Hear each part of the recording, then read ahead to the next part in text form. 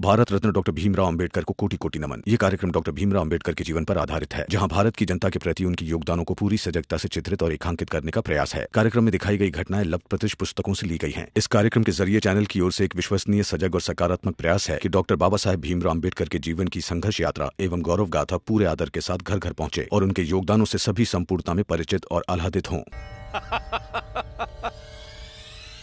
पागल हो गया है क्या?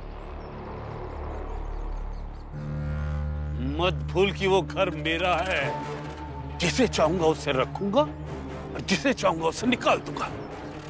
अब चाहे वो घर जिसका हो, आपका घर होने के बावजूद आपकी इच्छा के बिना हम वहां जाकर रहेंगे।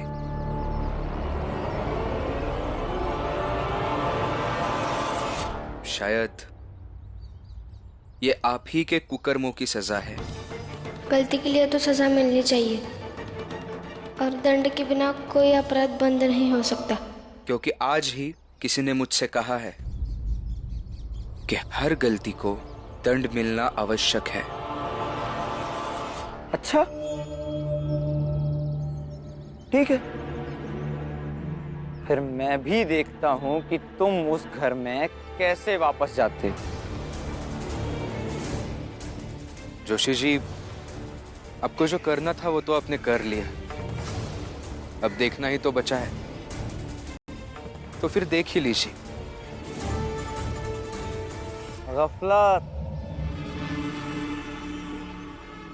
गफलत अच्छी चीज नहीं है भीमराव।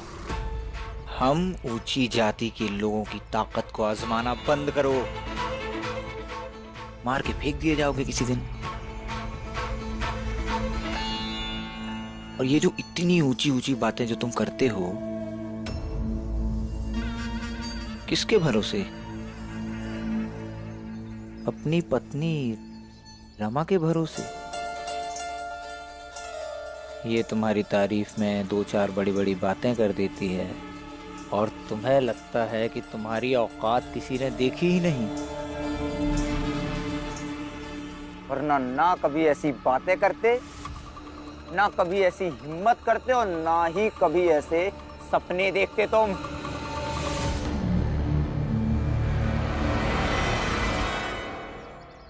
आप लोगों ने कभी न्याय का नाम सुना है? शायद सुना होगा। न्याय से बड़ी किसी की भी औकात नहीं होती है। और उसी न्याय के भरोसे मैं ये सब सोचता हूं और कहता हूं। मतलब तुम्हारा न्याय कहता है कि तुम मेरे ही घर में मेरी ही मर्जी के बिना जबरदस्ती रहोगे और मैं रहने दूंगा। वाह जी वाह, ये तुम्हारा न्याय तो बड़े कमाल का है। इससे तो तुम कहीं भी रह सकते। यूं दर दर क्यों भटक रहे हो? देखिए सेठ जी, ये न्याय सिर्फ मेरे तुम्हारे के बीच तय नहीं किया जाता है, बल्कि जरूरत, आदर्श, स्थिति और भविष्य का संतुलन, ये चीजें देखकर तय किया जाता है।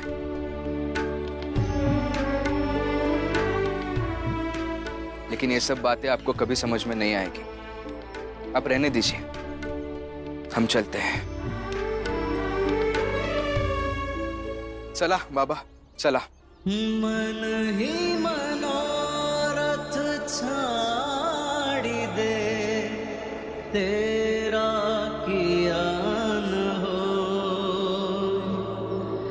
पानी में घी उनी कसे, तो रूखा खाई न को।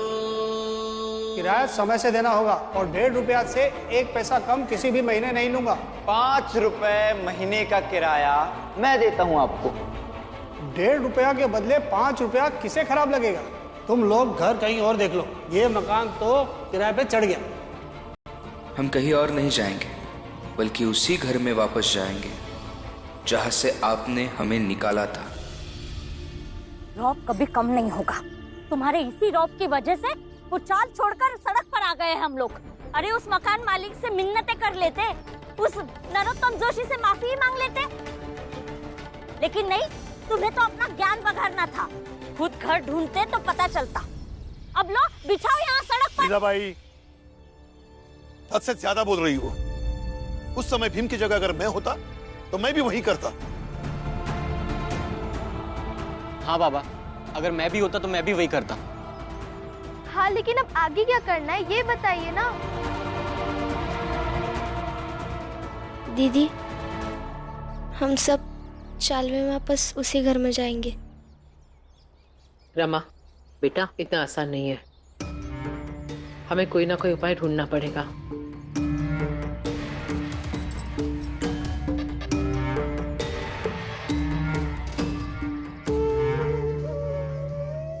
बुआ,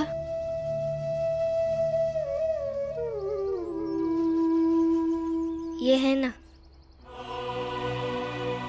कोई ना कोई उपाय जरूर बताएंगे।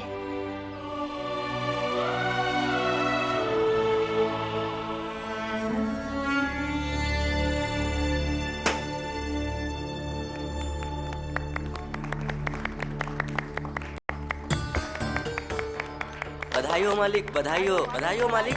बधाई हो मालिक, बधाई हो, बधाई हो, बधाई हो। बधाई हो मालिक, बधाई हो मालिक। बाकी के लोग कहाँ हैं? सब काम पे गए हैं मालिक। मिठाई लाकर बाहर रख दो। ये सब खुद उठाकर खा लेंगे।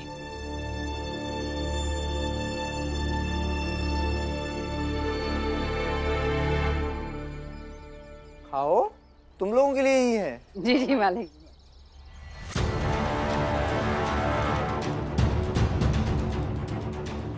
बस एक दिन भीमराव, तुम्हें भी ऐसे ही मेरी फेंकी हुई मिठाई खाते देख लूं।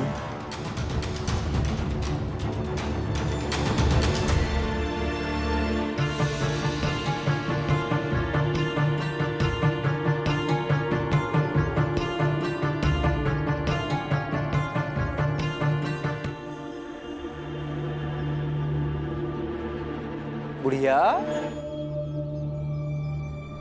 तुम क्यों नहीं खा रही हो मिठाई? अम्मा, आप भी खाओ ना। नहीं खाना मुझे। क्यों? ओ मालिक, डलिया अम्मा के ना भीमराव और उनके परिवार के लोगन से बहुत प्रेम है। अब वो सब जने यहाँ से चले गए तो ई बैठी हैं दुखी। अब दुख में हलक के नीचे मिठाई कैसे जाए? और मालिक, भीम की पत्नी आई थी और ये बुढ़िया उसके साथ गई थी। बुढ़िया कहाँ गई थी उसके साथ? आपसे मतलब मैं क्या कर रही हूँ क्या नहीं कर रही हूँ, इसमें भी आपकी मर्जी रहेगी क्या? अरे अम्मा चुप रहो ना। कड़वा बोलती है ये, लेकिन कोई बात नहीं, इसका भी उपाय है मेरे पास। लड्डू खिलाओ इसे। तब तक खिलाओ जब तक ये चुप ना हो जाए, जब तक इसके दिमाग से भीमराव के प्रति हमदर्दी निकल ना जाए। खिलाओ, नहीं तो तुम सबको यहाँ से निकाल कर फेंक दूंगा। नहीं मालिक। जी जी मालिक, खिलाते खिलाते मालिक। अरे अम्मा खाओ ना। नहीं खाना है मुझे। आपको खाना पड़ेगा अम्मा।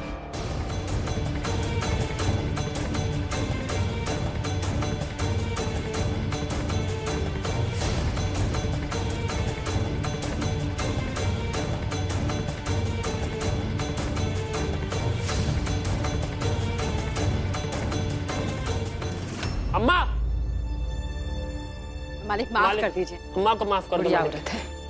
एक बात तुम सब कान खोलकर सुन लो। जी मालिक। भीमराव का जो हाल होगा वो तो होगा ही, लेकिन अगर किसी ने उसकी मदद की या उसके प्रति हमदर्दी दिखाई तो उसका भी हाल भीमराव जैसा हो जाएगा, समझे? जी मालिक, जी मालिक, जी मालिक। बाबा, हम पुलिस के पास जाएंगे तो कुछ नहीं होगा क्या? नहीं बेटा, मुझे नहीं लगता। और फिर पुलिस में भी वही लोग होते हैं ना जो छोटी जात के नाम पर हमारे चाल में चोर ढूंढने के लिए आते हैं। बाबा, हम उनके पास जाए क्या? किनके पास? वही जो ये बनना चाहते हैं। बैरिस्टर? हाँ बाबा, वही। अच्छा, और पैसे कहाँ से दोगी? उनको पैसे देने के लिए पैसे नहीं चाहिए? इन दोनों बाप बेटे की 4 महीने की कमाई भी मिलकर उतनी नहीं होती। और बाप का दूसरा बेटा कुछ कमाता भी नहीं है, यही कहना चाहती है ना आप? क्यों ये सब बातें आप बार बार कहती रहती है? आप प्लीज थोड़ी देर के लिए शांत रहिए ना, मुझे कुछ सोचने तो दीजिए। सोचो। भीमराव,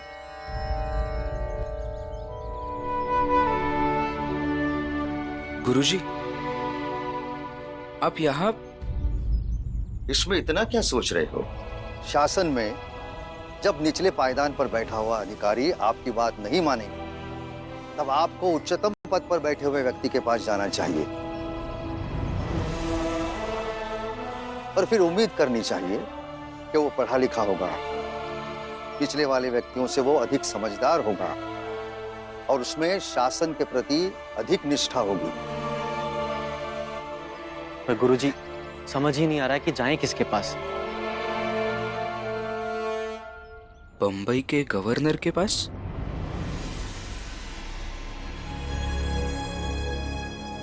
भीम बेटा, कैसी बातें कर रहे हैं? बंबई का गवर्नर भला हमसे क्यों मिलेगा?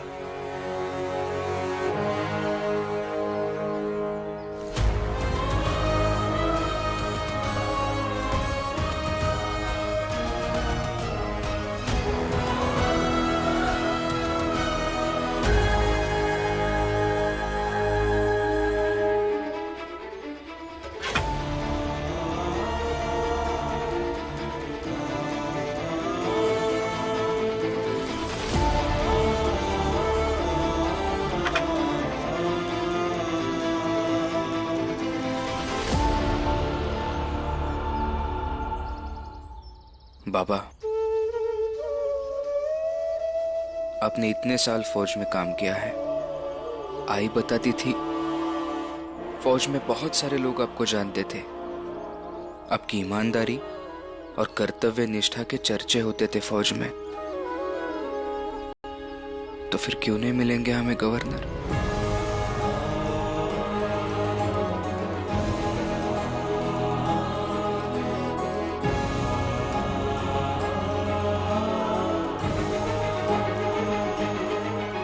भीम भैया, आप इनकी चिट्ठी पढ़कर जवाब लिख दो ना। जा बेटा, चिट्ठी का जवाब देकर आ।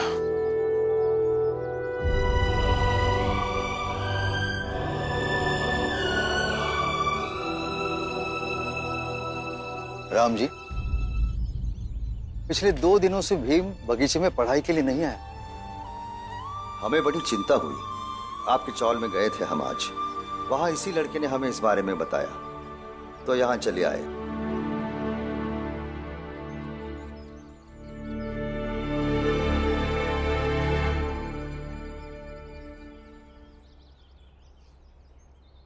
रुको, कहाँ जा रहे हैं आप लोग? हमें गवर्नर साहब से मिलना है। अपॉइंटमेंट है? दिखाइए। जी, अपॉइंटमेंट तो नहीं है, लेकिन उनसे मिलना बहुत जरूरी है। बिना अपॉइंटमेंट नहीं मिल सकते आप। देखिए, मैं रिटायर्ड सूबेदार हूं। मैंने सरकार की सेवा वर्षों तक की है और आज मुझे सरकार की मदद चाहिए। आप एक बार उनसे जाकर कहिए तो सही। बनिए का दुकान है क्या ये? हाँ, पता है गवर्नर कितने बड़े लोग होते हैं। जाओ, पहले अपॉइंटमेंट लेकर आओ। जाओ। ठीक है, एक बार। ठीक है, कहाँ से लेनी है अपॉइंटमेंट? लो आ गए, ये बताएंगे। क्या हो रहा है यहाँ पर? नमस्ते साहब, हमें गवर्नर साहब से मिलना था, उनकी अपॉइंटमेंट चाहिए थी। अच्छा, काम बताएं। जी, हम एक चाल में रहते थे, लेकिन हमारी जात की वजह से वहां से हमें निकाल दिया, जो गलत है। कौन सी जात के हो? सर, वही जात जिसे साजिश के तौर पर समाज अस्पृश्य कहता है, और हमारे साथ जो हुआ है वो भी एक साजिश ही है। हमारे मकान मालिक का भतीजा मेरे कॉलेज में पढ़ता है।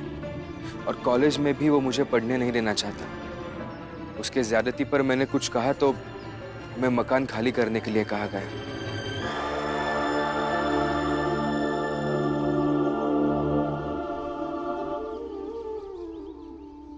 ठीक है,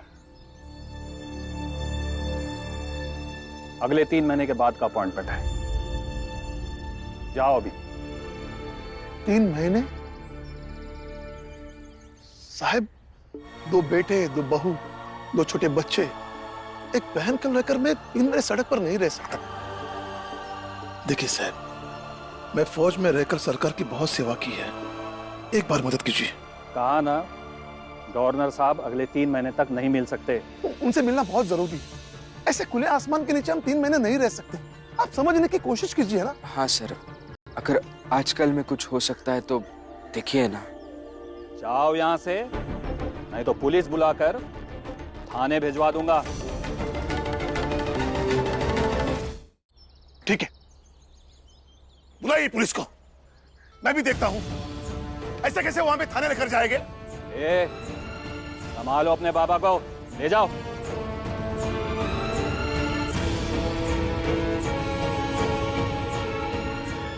चल भीम, अंदर चलते हैं, पुलिस आएगी तो देखा जाएगा। बाबा आप रुकिए, गुस्सा मत कीजिए, हमें कुछ और तरीका सोचना होगा। क्या तरीका सोचे? देखिए बाबा, सोचेंगे, कुछ ना कुछ तरीका मिलेगा गवर्नर साहब से मिलने का। हाँ, और वैसे भी ये लोग हमें अंदर नहीं जाने देने वाले। इससे अच्छा है कि यहाँ से चलते हैं बाबा। आइए आप।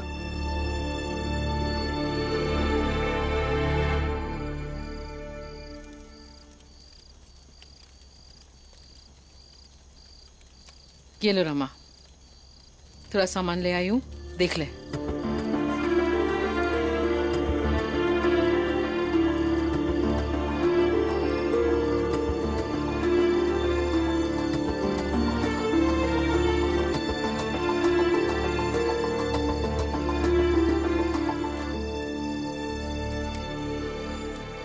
हद करती हूँ, वो वहां अकेली खाना बना रही है और तुम दोनों यहाँ बैठ के गप्पे मार रही हो।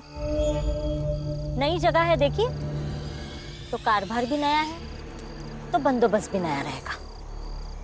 इस सड़क पर किसकी वजह से आए हैं? उसी की ना। कितनी बार समझाया है उसे, है कि नहीं, कि उस भीम को बोले पढ़ाई लिखाई छोड़कर किसी काम धंधे पर लग जाए, लेकिन नहीं। उसे तो अपने पति की चापलूसी करने से फुर्सत नहीं है। तो करे अपने पति की चापलूसी और बनाए खाना खुद उसके लिए। हम क्यों बनाए? उसे पत्नी धर्म कहते हैं, चापलूसी नहीं। तुम खुद अच्छी पत्नी बन सकती तो तुम्हें पता होता कि पत्नी होना क्या होता है। कमाल है, जिसका पति शादी के 1 साल के अंदर ही पत्नी को छोड़ के चला गया, अब वो हमें सिखाएगी। आई रहने दीजिए ना। क्यों रहने दे, बोलने दे। जितना जहर है उतना उगलने दे, ताकि बाकी के लोग तो बच जाए, क्योंकि मुझे तो ये सब की आदत हो गई है। तू एक अच्छी पत्नी नहीं बन सकी और मेरा पति कभी अच्छा पति नहीं बन सका। सही है, हर बात को घुमा फिरा कर जीजाबाई पे कैसे लाना है, इस परिवार के हर एक व्यक्ति को पता है।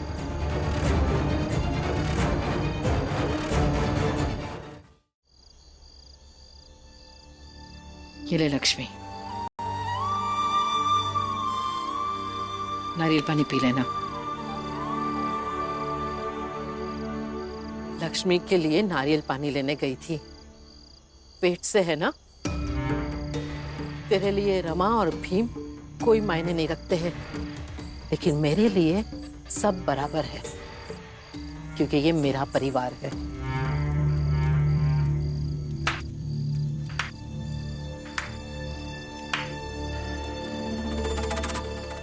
वाह, अच्छा है, मतलब यहाँ खाना बन रहा है, यहाँ नारियल पानी पिया जा रहा है, एकदम वो घर वाला माहौल है ना।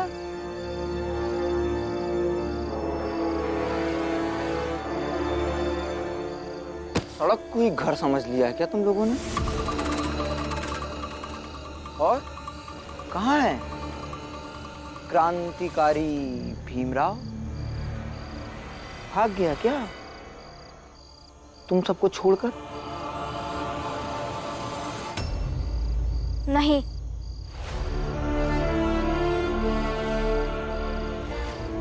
वो कुछ छोड़कर नहीं जाते। छोड़कर भागना तो आपको पड़ा। फिलहाल कॉलेज से।